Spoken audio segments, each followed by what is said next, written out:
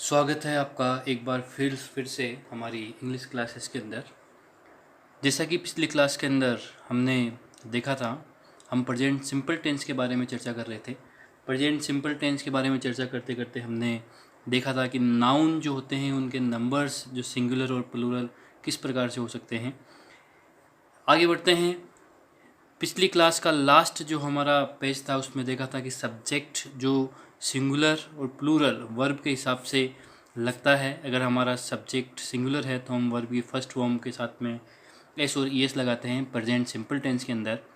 और अगर हमारा सब्जेक्ट प्लूरल है यानी बहुवचन है तो उसके लिए हमें वर्ब की फर्स्ट फॉर्म का प्रयोग करना है और उसके साथ में ऑब्जेक्ट लगाना है। हमने कुछ एग्जाम्पल्स भी यहाँ पर देखे थे। आइए हम बात कर लेते हैं कि देखिए ये वो टेंस है जिसका बार बार हम प्रयोग करते हैं। मैं पहले भी कहता आपको चला आ रहा हूँ कि यहाँ पर बहुत सारी गलतियाँ होती है। हम डेली यूज में बहुत सारे ऐसे वाक्य हैं जो इस टेंस से संबंधित काम में लेते हैं। हम चर्चा करते हैं कि केवल हमें ये देखना है कि हमारा जो सब्जेक्ट है वो एकवचन है या बहुवचन। अगर हम ध्यानपूर्वक इसका प्रयोग करेंगे कि whether our subject belongs to the singular number और प्लूरल नंबर, तो हम आसानी से इस टेंस में कोई गलती नहीं करेंगे। अगर मैं कहूँ कि ही मी, मुझे एक वर्ब दे दी गई है नो और मुझे यहाँ पर भरना है। अगर मैं कहूँ कि मुझे वही वर्ब यहाँ पर दे दी गई है, मुझे यहाँ पर इसमें फिल करना है। अगर मैं कहूँ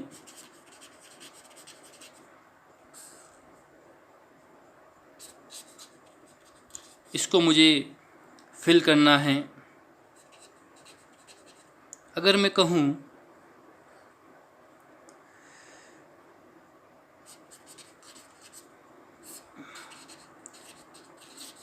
और मुझे एक वर्ब दे दी गई है प्ले और कहा गया है कि इसको फिल करें। यहाँ पर अगर मैं अगला सेंटेंस बनाऊँ और मैं कहूँ कि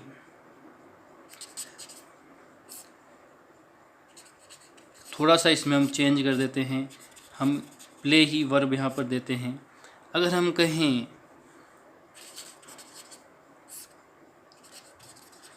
सॉन्ग और यहाँ पर हमारे पास में वर्ब है सिंग।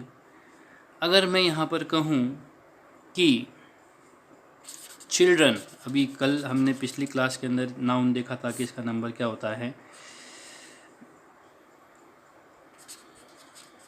फुटबॉल, और यहाँ पर हम वर्ब कर देते हैं प्ले। अगर हम कहें कि चाइल्ड,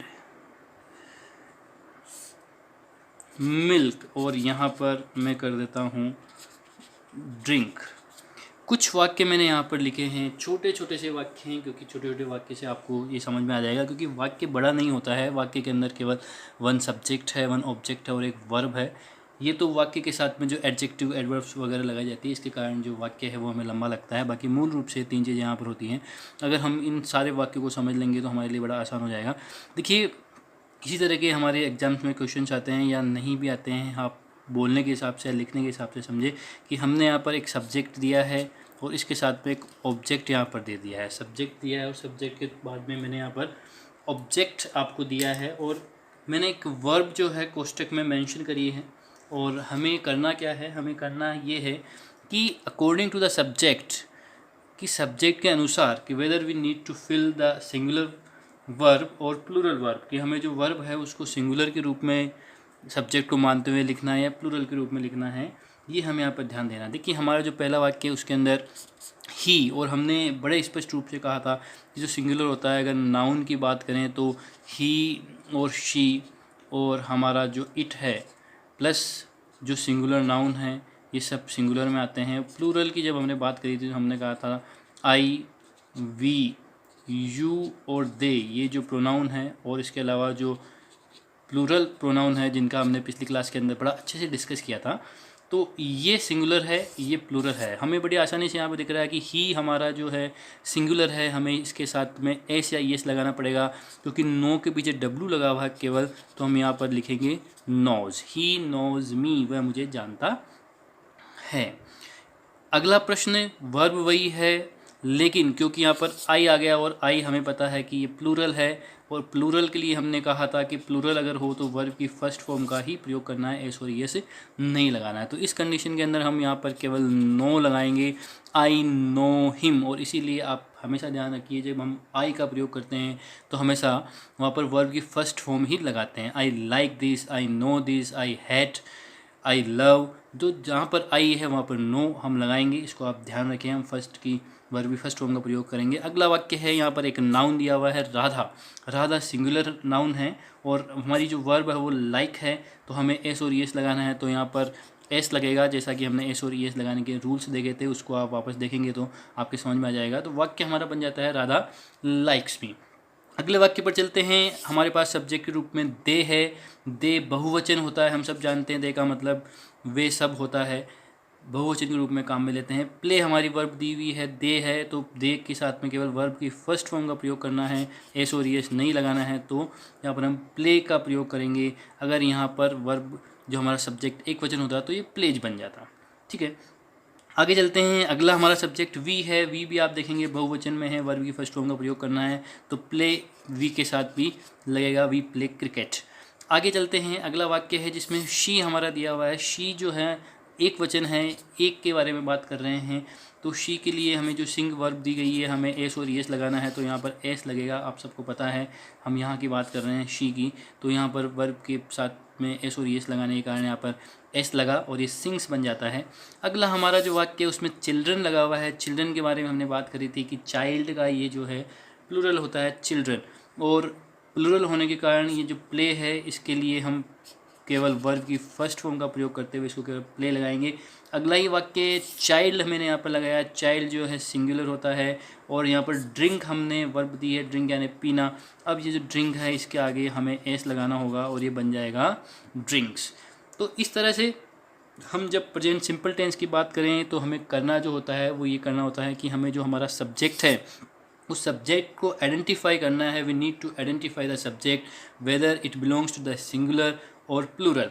जब हम एक बार इसको आइडेंटिफाई कर लें कि हमारा जो सब्जेक्ट है ये सिंगुलर है और प्लूरल है, उसके बाद में हमें जो हमारा ये रूल है इस रूल को फॉलो करते हुए वर्ब्स को लगाना है, और ऐसा करना हमारे लिए बड़ा ही आसान हो जाता है। ऐसे हज़ारों वाक्य हमारे पास में आते हैं जिनसे हम इनका प्रयोग कर सकते हैं। हम डेली हमारे जो रूटीन है उसके अंदर ऐसे बहुत सारे वाक्यों को आपने देखा होगा। अगर मैं एक छोटा सा वाक्य आपके सामने लिखूं कि एक वाक्य है कि आप डेली यूज में देखते हैं, आई लाइक हिम। यहाँ पर हमने लाइक इसलिए लगाया क्योंकि आई है, आई के साथ में केवल वर्ब की फर्स्ट फॉर्म आती है। लेकिन अगर ये आई नहीं होता और ही होता तो अगर यहाँ पर हिम है इसलिए हम शी लगा देते हैं, तो यहाँ पर सी लाइक्स हिम। अब यहाँ पर एस का प्रयोग करना पड़ा। ऐसा क्यों हुआ? क्योंकि ये शी जो यहाँ पर हमने लगाया था ये एक वचन है, और एक वचन होने के कारण यहाँ पर एस और एस का हमें प्रयोग करना पड़ेगा। तो इस चीज़ को आप बड़ा ही क्लियर कर ले हमारे अपने दिमाग के अंदर कि whether we need to use the S with the first form of the verb in the simple present tense, और वेयर जो है we need to use only the first form of the verb. और इसका बिल्कुल clear फंडा है कि हमारा सब्जेक्ट अगर एक वचन है तो हमें वर्ब की फर्स्ट फॉर्म के साथ में एस और एस लगाना है, अन्यथा हमें केवल वर्ब की फर्स्ट फॉर्म का ही यूज करना है। चलिए आगे चलते हैं। ये हमने बात करी थी इसकी अफर्मेटिव वाक्य की। अब हम बात करने जा रहे हैं इसके अंदर इसी टेंस के उन वाक्यों की जो कि अफर्मेटिव नहीं है यानी नेगेटिव है। अब तक हमने सकारात्मक वाक्यों की बात करी, अब हम नकारात्मक वाक्य की बात कर रहे हैं। हम नेगेटिव सेंटेंस जो कि बिलोंग कर रहे हैं हमारे इस प्रेजेंट सिंपल टेंस से, हम उनकी बात करेंगे। नेगेटिव सेंटेंस जो कि प्रेजेंट सिंपल टेंस से बिलोंग कर रहे हैं, इसमें हम उनकी बात कर लेते हैं।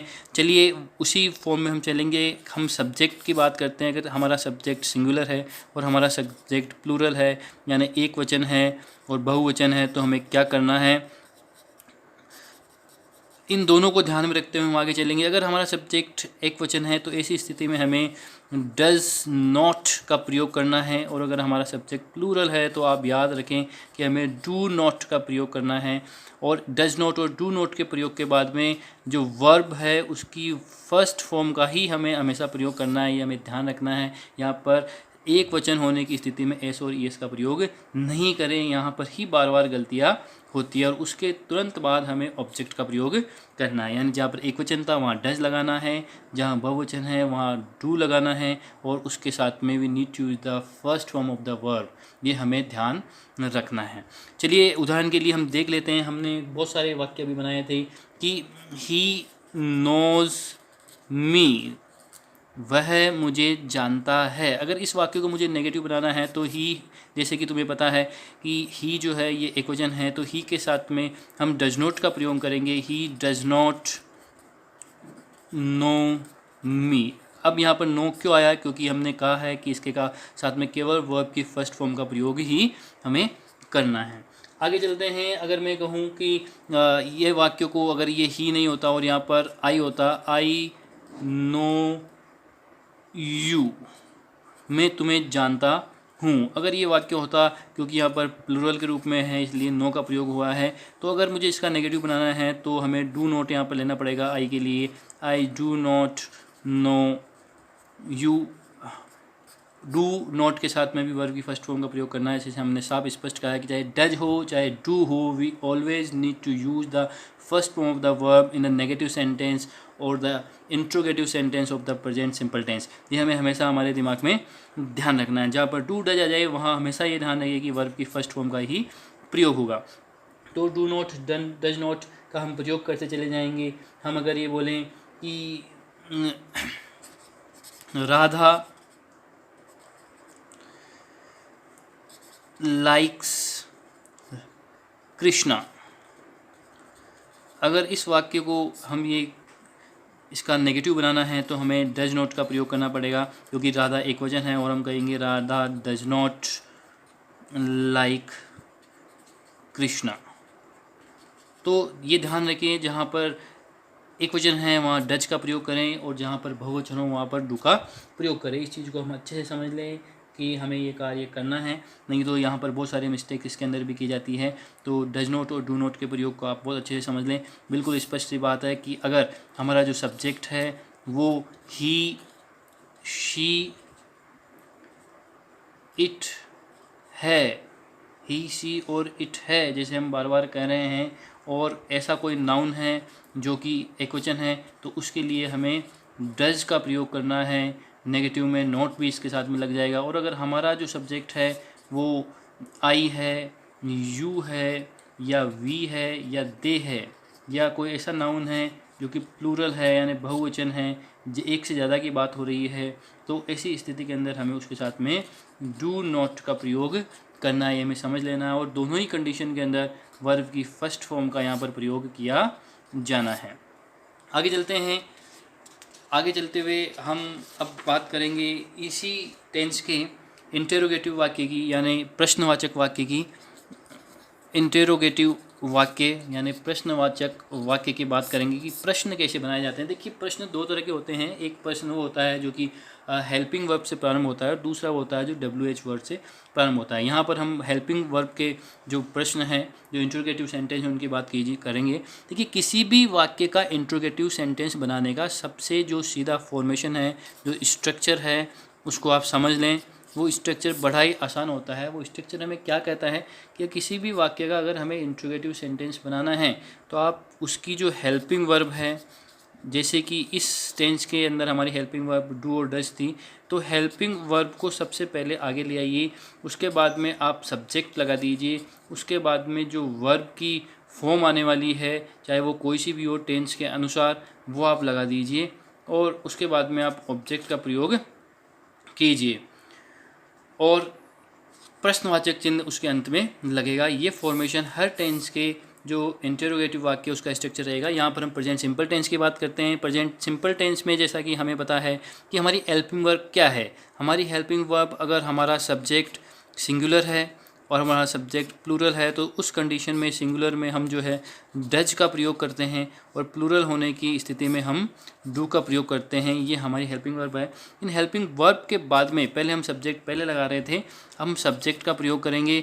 जो हमारे वाक्य का सब्जेक्ट है उसका हम प्रयोग यहाँ पर करेंगे। सब्जेक्ट का प्रयोग करने के बाद में वर्ब की फर्स्ट फॉर्म का प्रयोग करेंगे, क्योंकि मैंने पहले भी आपको कहा है कि जो डज और डू होता है, जहाँ पर डज नॉट हो चाहे डू नॉट हो, चाहे सिंगल डज हो या डू हो, जहाँ पर डज और डू आ गया है, वंस डज और डू को डिस्क्राइब कर दिया गया है सेंटेंस में, तो वहाँ केवल वर्ब की फर्स्ट फॉर्म का प्रयोग होगा। ये आप ध्यान रखें, वहाँ पर एस और एस कहीं कुछ भी नहीं लगाना है। और तत्पश्चात हम ऑब्जेक्ट लगाएं and after that we will put the question marks. ये हमारा सेंटेंस स्ट्रक्चर रहने वाला है प्रश्नवाचक वाक्यों में। हमने अभी कहा था कि ही नोज मी, वह मुझे जानता है। अब इसी वाक्य को अगर मुझे प्रश्नवाचक बनाना है तो मुझे क्या करना पड़ेगा? ये हमारा सब्जेक्ट है, ये हमारी वर्ब है और ये हमारा ऑब्जेक्ट है। हमने कहा कि प्रश्नवाचक बनाने के लिए हम डज और डू का प्रयोग करते हैं। हमने पहले भी समझ लिया कि डज का प्रयोग एक वचन में है, डू का प्रयोग बहुवचन में है। यहाँ पर हमारी स्थिति बिल्कुल साफ है, हमें साफ साफ दिख रहा है कि जो ही है ये एकवचन से बिलोंग करता है, इसलिए हम इसके लिए डज का प्रयोग करने वाले हैं। हम बोलेंगे डज, उसके बाद में हम ही लिखेंगे और वर्ब की फर्स्ट फॉर्म नो का केवल प्रयोग करेंगे। एस यहाँ से हट जाएगा और उसके बाद में हम लिखेंगे मी, डज ही नो मी। ये वाक्य हमारा यहाँ पर बन जाएगा। अगर मैं कहूँ कि आपने एक वाक्य बहुत सुना होगा, डू यू नो मी, क्या तुम मुझे जानते हो, इसका मतलब भी यही है कि यू होने के कारण, क्योंकि बहुवचन का है, इसके पहले हमने डू लगा दिया। ऐसे ही आप देखेंगे सारे अच्छे अच्छे वाक्य हैं, बड़े आसान हैं। हम प्रश्न जब भी करते हैं, किसी से डज और डू लगाते हुए प्रश्न करते हैं, हम बोलते हैं do you go to school, क्या तुम स्कूल जाते हो। ऐसी कंडीशन में भी हमने इस यू के साथ में डू लगाया, क्योंकि यू हमारा बहुवचन है। बहुवचन के कारण यहाँ पर यू का प्रयोग किया जा रहा है।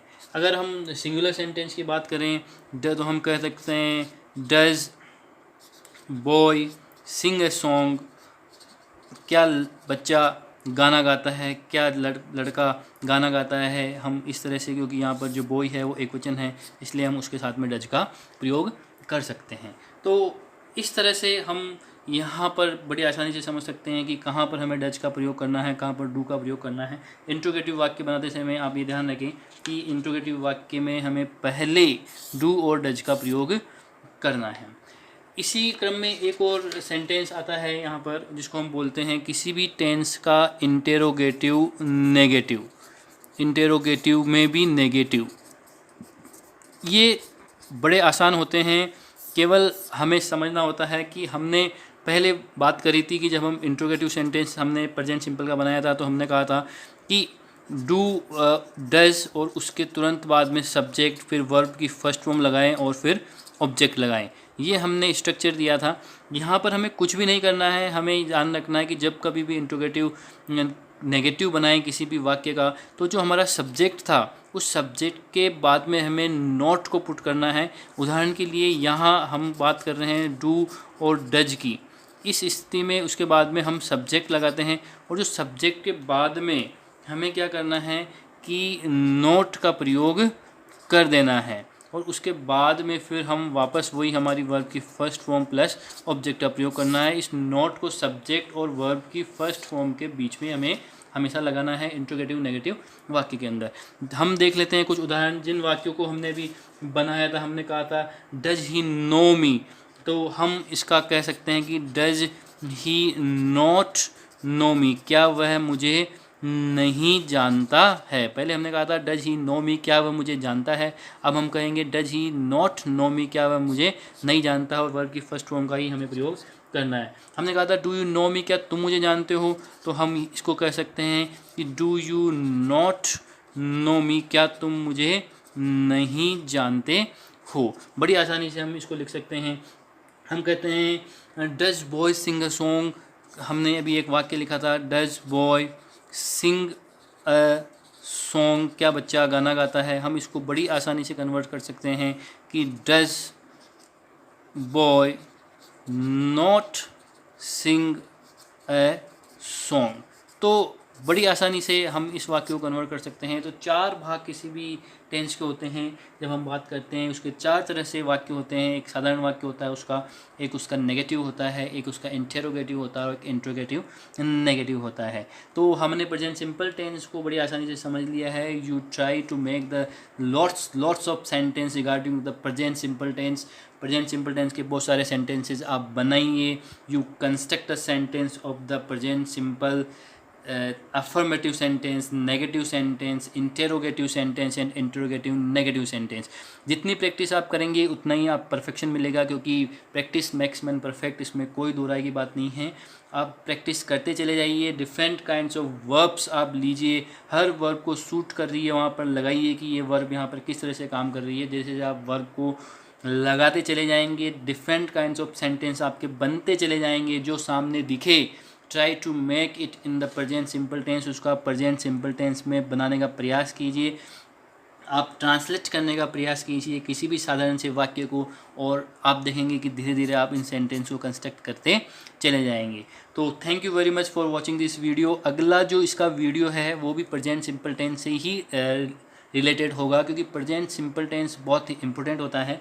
अगले उस वीडियो में एक छोटा सा वीडियो होगा, ज़्यादा बड़ा वीडियो नहीं होगा। उस वीडियो के अंदर मैं आपको ये बताऊंगा कि present simple tense for the prospects of the examinations, की परीक्षा की दृष्टि से, whether we are going to attempt the board exams और we are going to attempt any competitive exams जिसके लिए हम जा रहे हैं, तो for that prospects how this tense is useful for us, हमारे लिए क्यों उपयोगी है, and in which conditions this tense is used, किन किन कंडीशंस में इस टेंस का प्रयोग होता है, ये हमारे लिए जानना वेरी नेसेसरी है। तो अगला जो वीडियो है उसको आप देखें, बहुत ही अच्छा वीडियो है, बहुत छोटा सा शॉर्ट वीडियो बना जाएगा। आप चैनल को सब्सक्राइब करें ताकि कोई वीडियो जैसे ही मैं अपलोड करूँ आपको तुरंत नोटिफिकेशन मिल जाए और आप नोटिफिकेशन मिलने से आप उसको देख सकें। Thank you for watching.